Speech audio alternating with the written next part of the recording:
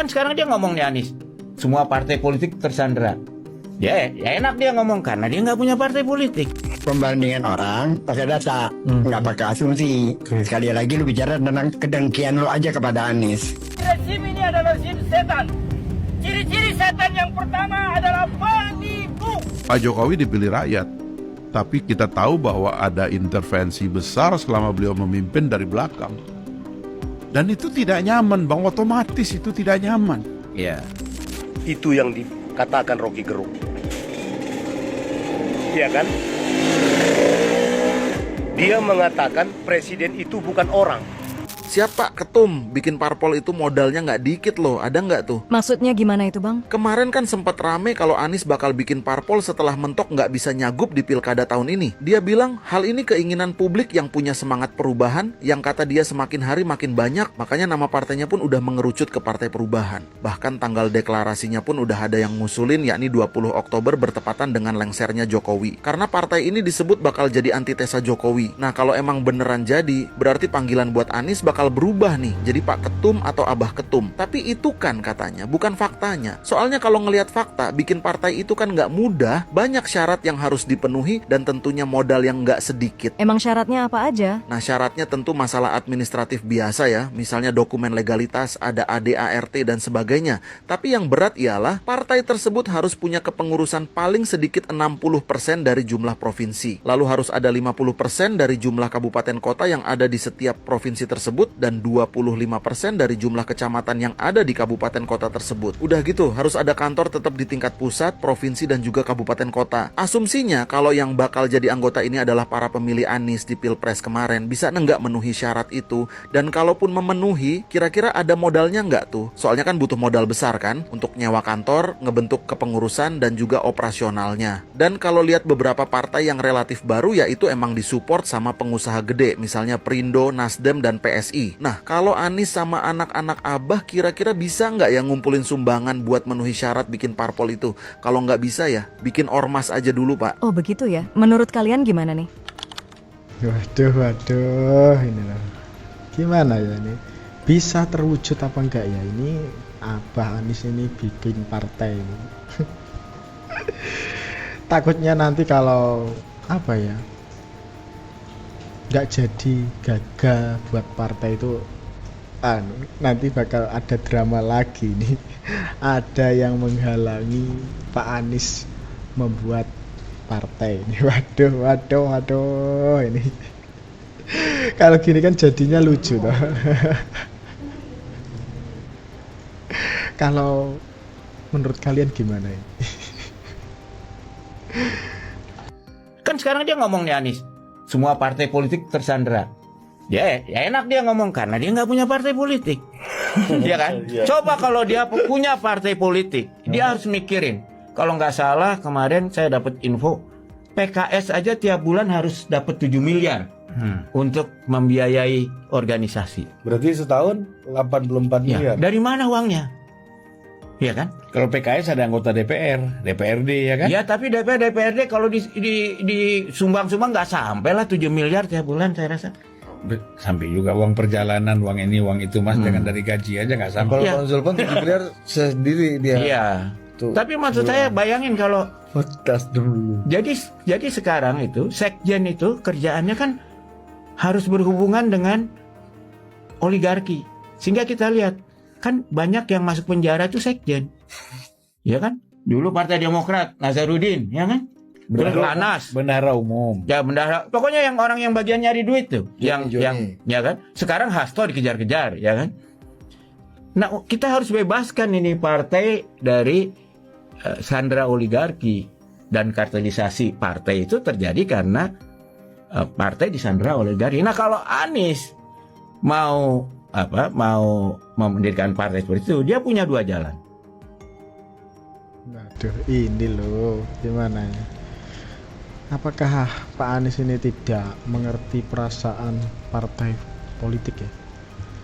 Bisa-bisanya bilang semua partai di Indonesia tersandra oleh kekuasaan ini. Ya kemarin gimana ya? Udah pakai baju batik merah, udah nunggu berjam-jam, gak dipanggil ternyata. Waduh, ini asli di prank ini. Aduh. Gimana ya? Apakah nanti ya jika Pak Anies ini benar-benar punya partai sendiri, partai tersebut bakal menerima uang dari pemerintah apa enggak ya ini? Bakal menerima dana dari pemerintah apa tidak ya ini? Dan gimana ya? Aku cuma nunggu itulah. Fahri Hamzah kan bacotnya gede ya. Maksudnya gimana? Dia tuh kalau mau kritik orang tuh hebat sekali. Tapi dia sendiri nggak mampu jadikan dirinya maupun partainya sesuatu. Nggak jadi juga gitu loh. Jadi mungkin kayaknya Fahri itu hasut banget dengan Anies. Pilpres kemarin gue kasih tahu lagi sama lo ya. Jadi Anies itu ketemu saya nggak mau bicara tentang maju Pilpres sebelum berakhir masa jabatan gubernurnya. Itu maksanya banyak. Jadi pakai fakta aja deh. Yang memanfaatkan jadi gubernur untuk maju presiden namanya Jokowi. Fahri Jokowi itu 2 tahun jadi gubernur lalu maju nyapres melawan Prabowo. Ini fakta ya, mau bantah apapun ayo. Jokowi 2014 gubernur, 2012 2014 maju presiden 2 tahun. Hal-hal yang kayak gitu Fahri katakan bahwa Ridwan Kamil adalah orang yang pantas memimpin Jakarta ke depan. Tebet Eco Park mendapat penghargaan internasional 2 kali. Kasih tahu sama gua taman di mana yang di Bandung yang mendapat penghargaan internasional. Jadi kalau membandingkan taman jomblo. Jadi kalau membicara pembandingan orang pakai data, nggak pakai asumsi. Sekali lagi lu bicara tentang kedengkian lu aja kepada Anies. Sekarang mau masuk di Dan satu lagi, yang saya mau bahas lagi yang katanyakan Fahri tadi. Pada saat Pilpres, Anies tidak bicara partai disandra. Memang tidak, kan konteksnya berbeda. Tapi setelah dicalonkan sebagai capres, kan semua kita tahu apa yang dihadapi oleh Nasdem. Dan itu kan tersuarakan juga oleh Bang Surya. Tersuarakan juga dengan Caimin yang tiba-tiba dipanggil lagi dengan kasusnya. Kan begitu. Kan beda konteks, beda situasi. dan harus beda analisis ya. Beda analisa. Ini enggak. Dia generalisasi. Dan generalisasi itu sesungguhnya logika bengkok. Nah, mungkin kecerdasan dia hilang karena jadi politisi yang gagal dulu. Fahri Hamzah. Gimana ya? Ini Pak Fahri Hamzah ini pernah jadi DPR RI loh bos. Ente ini pernah jadi apa ini? Ya jika ya Pak Anies ini itu konsisten di dunia politik, maka Pak Anies ini tidak akan mencela-mencela lah ke satu partai dengan partai yang lainnya. Tidak loncat-loncat lah. Dan dia akan buat partai sendiri lah dari awal dia politik. Ya gitulah. Harusnya Pak Anies itu seperti itu. Rezim ini adalah rezim setan. Ciri-ciri setan yang pertama adalah penipu. Ciri-ciri setan adalah yang pertama adalah penipu. Jokowi penipu atau tidak? Penipu. Ciri-ciri yang kedua adalah memutarbalikkan fakta. Jokowi suka memutarbalikkan fakta atau tidak? Jadi ini adalah rezim setan. Yang ketiga yang harus kita waspada bahwa rezim ini selalu membuat kita putus asa. Ketika kita demo di mana-mana, ada banyak polisi, ada banyak tantangan supaya kita putus asa. Ini cara-cara setan. Kita putus asa enggak? Mau putus asa enggak? Mau demo lagi enggak? Jangan takut, demo terus. Kita lawan rezim setan sampai tumbang. Ini loh, rezim ini adalah rezim setan. Waduh, turunkan Pak Jokowi sebelum 20 Oktober. Waduh. Ya, kita lanjutkan saja ini. Rezim setan ini telah mengancam jiwa-jiwa seluruh bangsa Indonesia. Karena kita terancam, kita harus segera melawan saat ini juga. Tidak boleh putus asa. Lawan terus sampai Jokowi tumbang. Ini rezim setan. Kita lawan rezim setan. Ya sekali lagi, kita lawan rezim setan. 3P. Penipu, memutar balik fakta, dan membuat kita putus asa.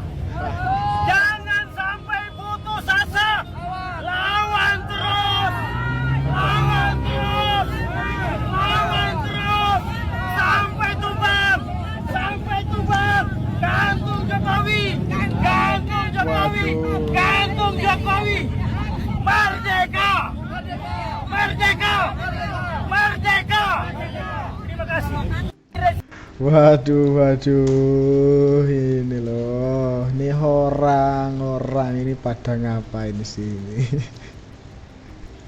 Umur segini emang lagi lucu-lucunya ini. Waduh, apa nggak inget cucu-cucu di rumah tuh ini? Kenapa Mbah ini? Terasa sakit hati di mana ini? Padahal mayoritas masyarakat Indonesia ini ya mencintai Pak Jokowi kan. Gimana ini? Ya orang-orang ini loh bisa-bisanya ya.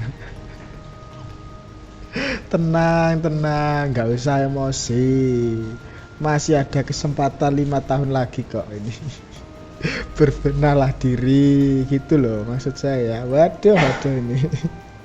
Berbenah dirilah ini loh, capres pilihan kalian ini. Aduh, memang fakta kalau kalah pilpres itu bikin sakit hati. Memang ini jelas ini.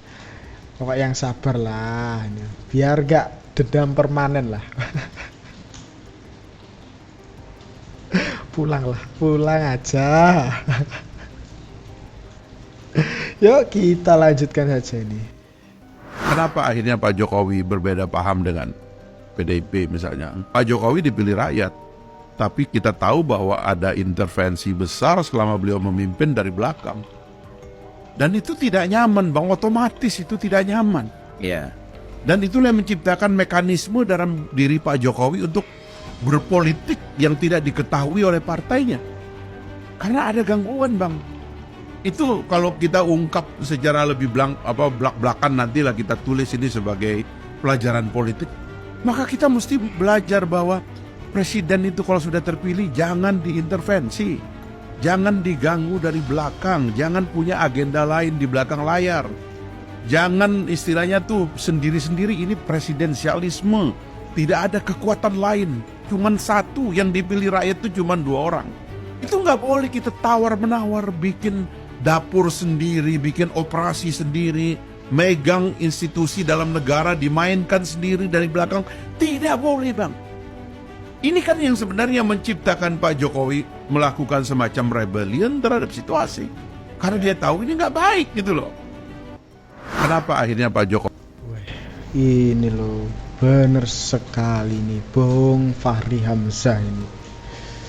Ya memang langkah Pak Jokowi sudah tepat untuk negeri ini. Memang bener ini omongannya Bung Fahri ini. Gimana ya ini? Presiden itu dipilih oleh rakyat langsung ini, dan bukan dimenangkan oleh partai ini. Jadi gimana ya? PDIP tidak usahlah, tidak boleh intervensi ini. Presiden itu milik semua golongan, bukan milik partai ini. Wah, inilah keputusan Pak Jokowi ini memang tepat. Ya, gimana untuk menjauhi partai satu itu. Demi bangsa Indonesia ini lebih baik ini. Gitu loh, ini yang dimaksud Bung Fahri ini. Hina Presiden Jokowi, bukan Jokowi sebagai persona. Rocky Gerung mengatakan menghina Presiden Jokowi, bukan menghina Jokowi sebagai persona atau sebagai pribadi. Itu yang dikatakan Rocky Gerung. Iya kan? Dia mengatakan presiden itu bukan orang. Ya? Kalau itu saya sependapat. Betul, presiden itu bukan orang. Presiden itu adalah jabatan. Presiden itu adalah lembaga. Presiden itu adalah satu jabatan posisi jabatan tertinggi. Itu katanya yang dia hina. Ya?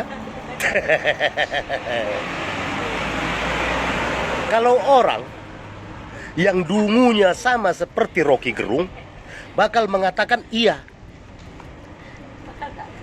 Kan begitu? Akan mengatakan yang dikatakan Rocky Gerung ini betul. Pasti itu. Kita bebas menghina presiden. Benar-benar ini loh. Yang percaya Rocky Gerung ini akan tambah dungu ini kata judulnya ini. Karena yang kita hina bukan orangnya. Itu maksud dari Rocky Gerung ini. Ya.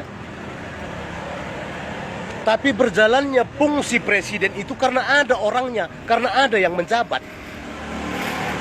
Berarti tanpa disadari dia kan yang menjabat ini yang dihina.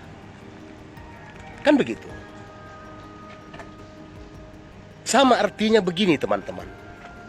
Yang saya sih hina itu suami, bukan orangnya.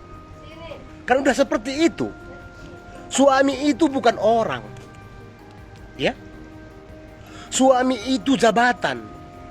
Suami itu sebutan untuk orang yang telah berkeluarga, yang telah menjadi kepala keluarga. Presiden pun seperti itu. Ya. Jabatan presiden itu kalau tidak ada yang menjabat, siapa yang mau dihina? Iya kan? Ya, sama aja bener gitu. ini, bener lah ini. Apa yang dikatakan Pak Ade satu ini. Gimana ya Bang Rocky Gerung ini suruh gabung bikin partai bersama Pak Anies aja lah. Biar bisa apa ya, mendapatkan jawaban langsung apakah rakyat banyak memilih partainya yang dibangun tersebut ini. Waduh ini gimana lah menurut kalian ini? Kalau Opung mau pensiun, kira-kira Opung menyarankan Pak Jokowi jadi ketua One Team Press-nya Pak Prabowo sama Mas Gibran? Enggak, Pak Jokowi saya tanya baru 2 minggu lalu, 10 hari lalu. Pak, Bapak tuh kenapa sih? Kan presiden tuh secara undang-undang berhak dapat setelah pensiun tanah. Betul, rumah ya. Gitu. Bapak nanti kalau sudah pensiun mau apa? Apa Pak Luhut ya? Saya balik kampung aja lah gitu. Ke Solo. Nah saya bilang, Bapak kenapa beli di Solo? Kenapa nggak di Jakarta? Kan Bapak dibutuhin juga. Beliau bilang, enggak lah saya ke situ aja gitu. Saya terus terang, ini Bapak ini gimana sih? Saya bilang saya balik kampung, saya nggak ingin di Jakarta gitu. Tapi sebagai orang terdekatnya Pak Jokowi, Pak Luhut, Opung menyarankan nggak Pak Jokowi jadi ketua One Team Press? Ya, saya udah pernah bilang, Prabowo nawarkan jabatan apa aja sama beliau. Termasuk beliau ketua bilang, One Team Press. Saya belum terpikir ke situ. Belum terpikir kan bukan berarti menolak ya. Kita nggak tahu nanti waktu yang akan membuktikan ya. Ya nanti kan kalau beliau nanti lihat, kan kecintanya pada Republik ini kan dia ikut membuat landasan ini. Saya kira, saya nggak tahu, saya nggak bisa berandai-andai mengenai itu. Gitu. Kalau ini loh cerita dari Pak Luhut soal Bapak Presiden setelah menjabat ini. Ya gimana ya, katanya Pak Presiden ini bakal balik ke Solo lah.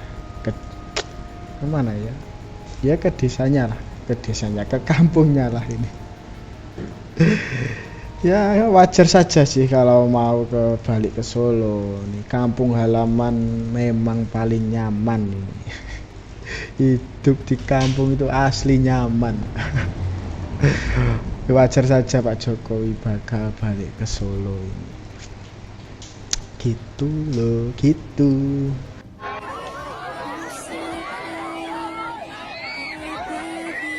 Nggak cukup di Jawa, antusias masyarakat penyambutan, ingin berjabat tangan, ingin mendapatkan kaos dari Bapak Joko Widodo. Kemarin dari Jogja, sekarang di Ciamis. Itu menyatakan bahwa kita sebagai rakyat Indonesia dan banyak masyarakat Indonesia yang memang cinta kepada Bapak Jokowi. Tapi ada pula orang pembenci Bapak Jokowi. Yang ngatain bansos lah, inilah Jokowi inilah. Apa sih susahnya bilang Bapak Jokowi? Dasar pembenci. Mereka Ini loh, apapun alasannya, lebih dari 75% ini Pak Jokowi ini presiden yang dicintai oleh rakyatnya. Ya, yang benci ya ada sih, tapi ya orang-orang itu aja.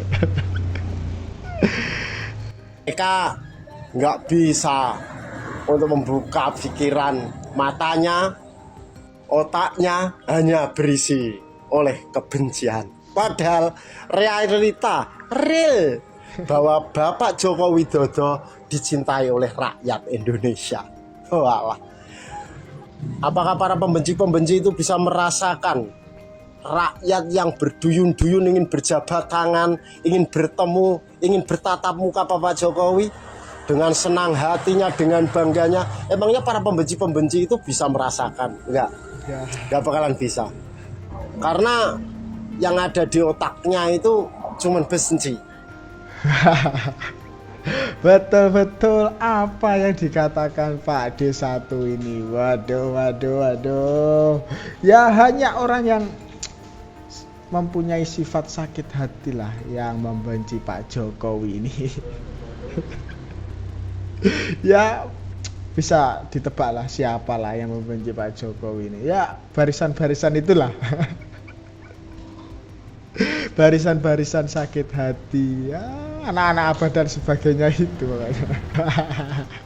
Nah, bagaimana menurut kalian ini dengan track record yang Abah Anies lakukan ya, yang loncat ke sana kemari, kemana kemari, aduh itulah yang saya maksud itu, ke partai besar, pokoknya partai besar ini.